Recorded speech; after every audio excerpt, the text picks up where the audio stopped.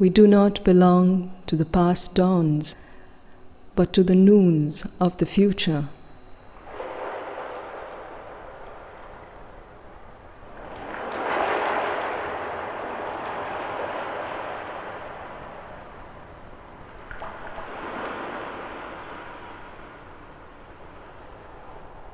India will certainly keep her essential spirit, will keep her characteristic soul, but there is likely to be a great change in the body.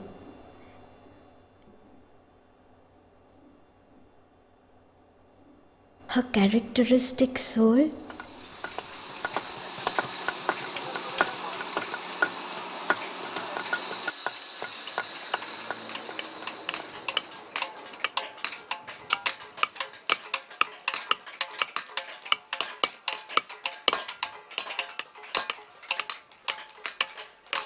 आख्याहि मे को भवान् उग्ररूपो नमोऽस्तु ते देववर प्रसीद विज्ञातुमिच्छामि भवन्तमाद्यं न हि प्रजानामि तव प्रवृत्तिम्. Spirituality is the master key of the Indian mind. The sense of the infinite is native to it. India saw from the beginning that the physical does not get its full sense until it stands in right relation to the supra-physical. She saw that the complexity of the universe could not be explained in the present terms of man or seen by his superficial sight. That there were other powers behind. Other powers within man himself, of which he is normally unaware. That he is conscious only of a small part of himself. That the invisible always surrounds the visible. The suprasensible, the sensible. Even as infinity always surrounds the finite. She saw too that man has the power of exceeding himself, of becoming himself more entirely and profoundly than he is. Nahi prajanami tava pravrittim Tvamaksharam paramam veditavyam Tvamasya vishwasya param nidhanam Tvamavyayah shashvata dharma gopta Sanatanastvam purusho mato me Tvamaksharam paramam. She saw the myriad gods beyond man, God beyond the gods, and beyond God, His own ineffable eternity. She saw that there were ranges of life beyond our life, ranges of mind beyond our present mind, and above these, she saw the splendors of the Spirit.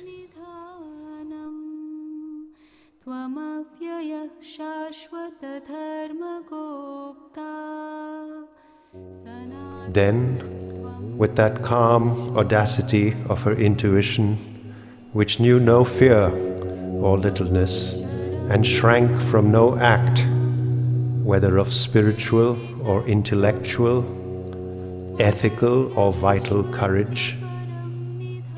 She declared that there was none of these things which man could not attain if he trained his will and knowledge.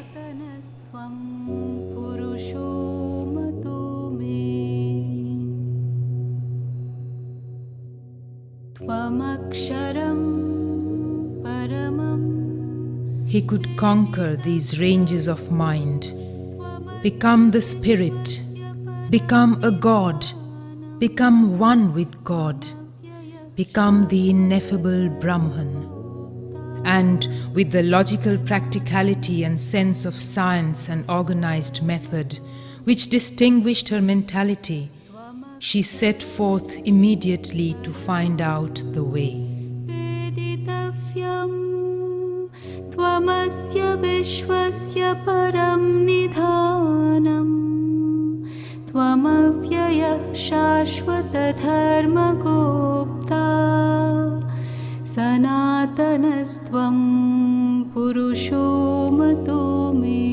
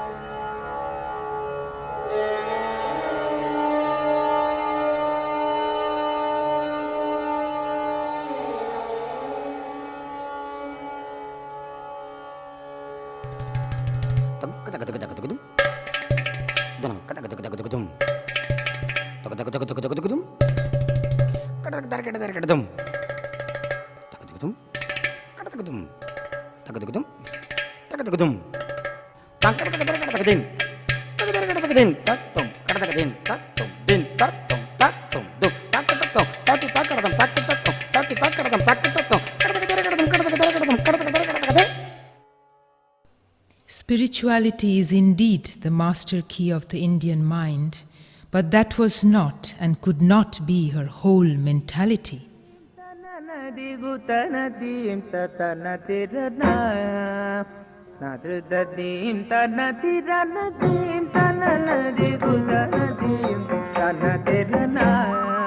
When we look at the past of India, what strikes us next is her stupendous vitality, her inexhaustible power of life and joy of life, her almost unimaginably prolific creativeness.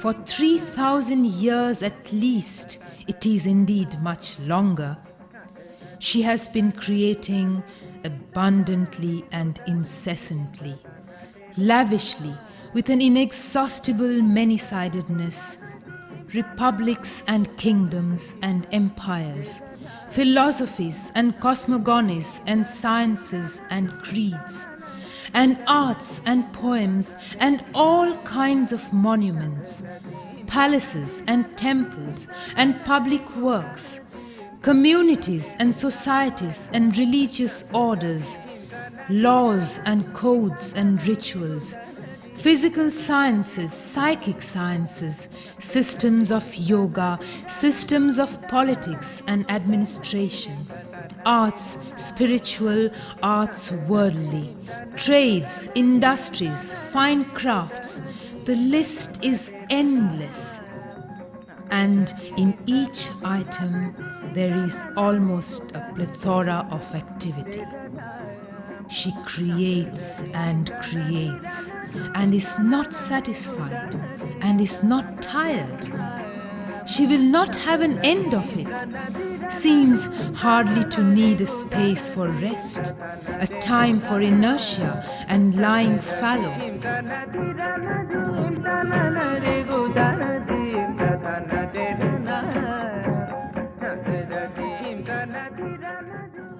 creates and creates.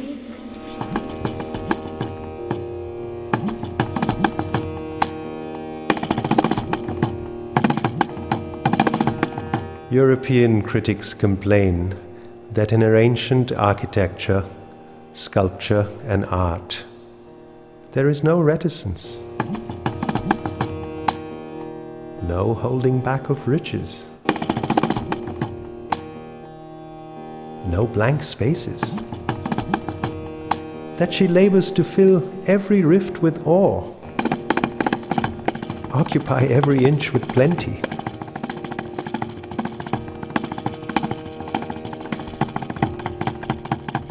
Well, but de facto no, that is the necessity of her superabundance of life, of the teeming of the infinite within her.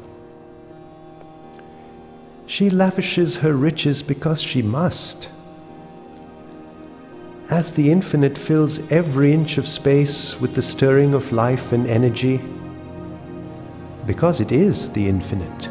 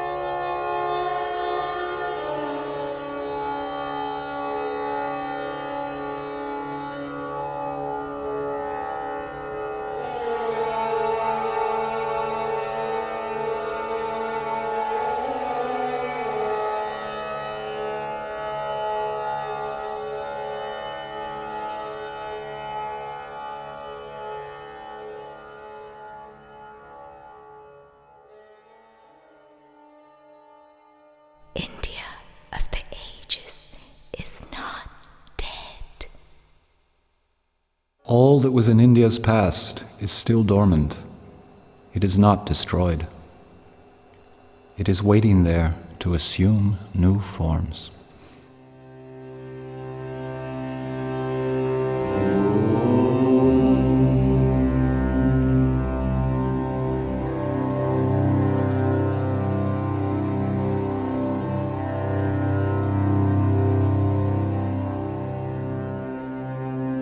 The third power of the ancient Indian spirit was a strong intellectuality,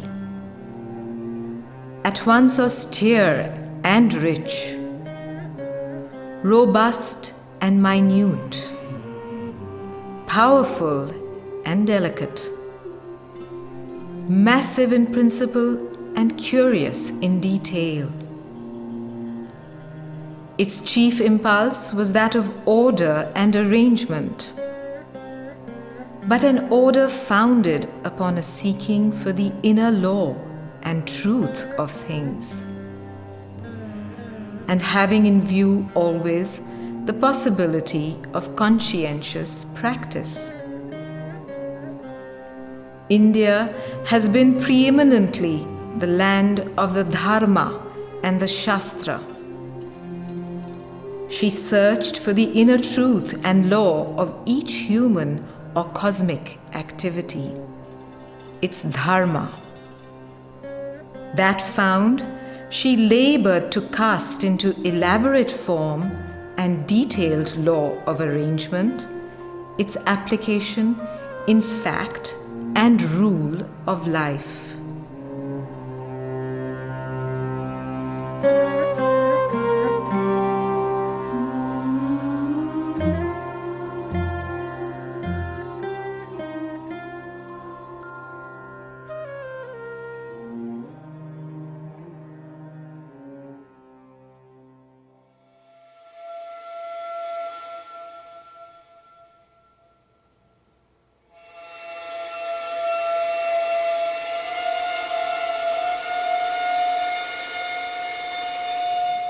The European eye is struck in Indian spiritual thought by the Buddhistic and illusionist denial of life. But in itself, that was simply one result, in one direction, of a tendency of the Indian mind which is common to all its activities, the impulse to follow each motive, each specialization of motive even, spiritual, intellectual, ethical, vital, to its extreme point and to sound its utmost possibility. It knew that without a fine excess, we cannot break down the limits which the dull temper of the normal mind opposes to knowledge and thought and experience. And it had, in seeking this point, a boundless courage and yet a sure tread.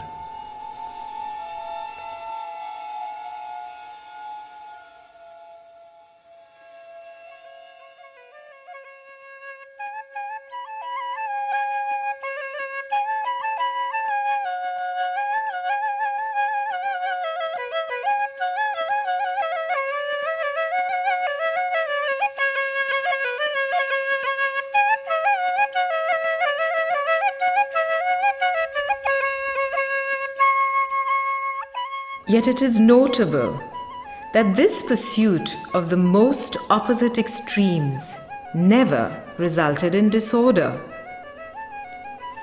In every extreme, the Indian spirit seeks for a law in that extreme, and a rule, measure, and structure in its application.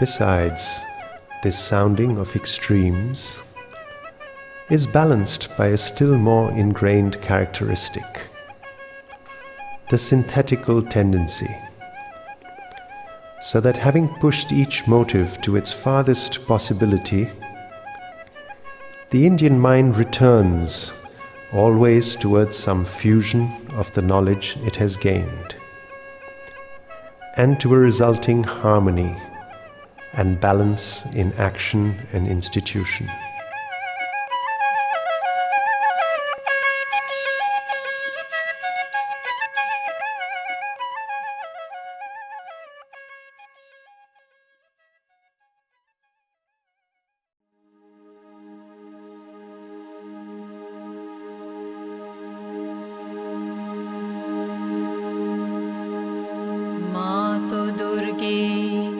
জগৎ শ্রেষ্ঠ ভারত জাতি নিবিড় তিমিরে আচ্ছন্ন ছিল তুমি মাতো গগন প্রান্তে অল্পে অল্পে উদয় হইতেছ তোমার স্বর্গীয় শরীরের তিমির বিনাশী আভায় উষার প্রকাশ হইল আলোক বিস্তার করো মাতো তিমির বিনাশ করো। Mother Durga, rider on the lion, trident in hand, thy body of beauty armor-clad, Mother, giver of victory, India awaits thee, eager to see the gracious form of thine. Listen, O Mother, descend upon earth, make thyself manifest in this land of India. O Mother, India awaits thee. মাতো দুর্গে সিংহ বাহিনী ত্রিশূল ধারিণী বর্ম আবৃত সুন্দর শরীরে মাতো জয়দায়িনী জয়দায়িনী জয়দায়িনী তোমার প্রতীক্ষায় ভারত রহিয়াছে তোমার সেই মঙ্গলময়ী মূর্তি দেখিতে উৎসুক।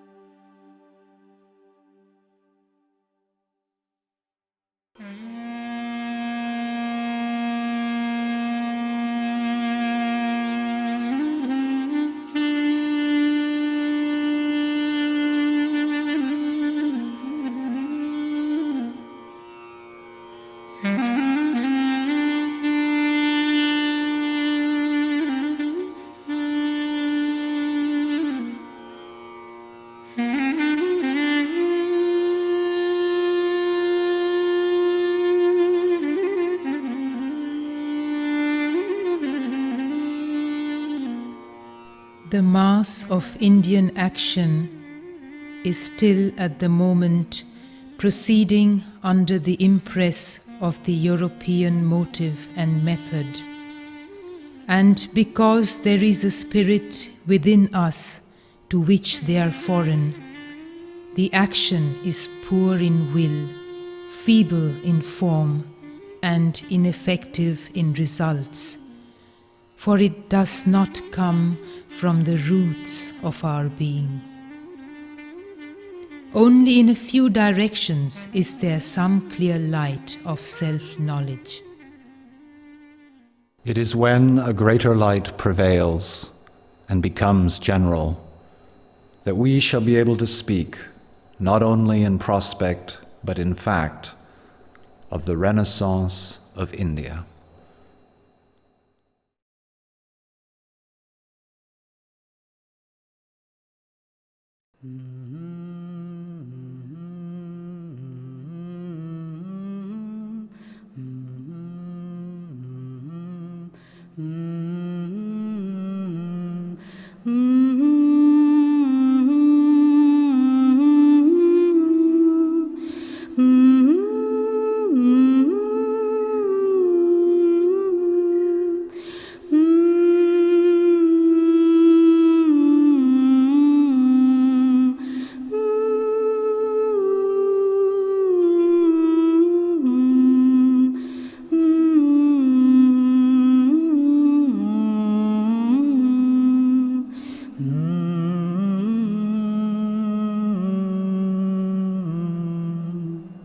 India of the ages is not dead, nor has she spoken her last creative word. She lives and has still something to do for herself and the human peoples. And that which must seek now to awake is not an anglicized Oriental people, docile pupil of the West, and doomed to repeat the cycle of the Occident's success and failure.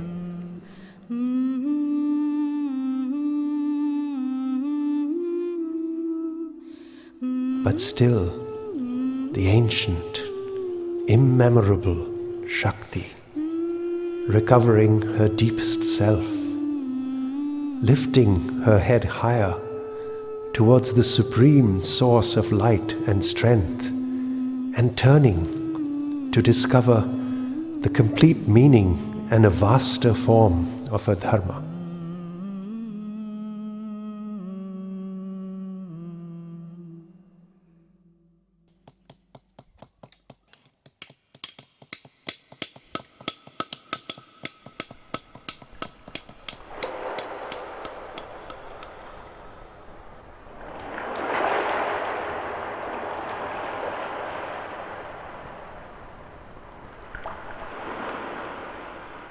We do not belong to the past dawns, but to the noons of the future.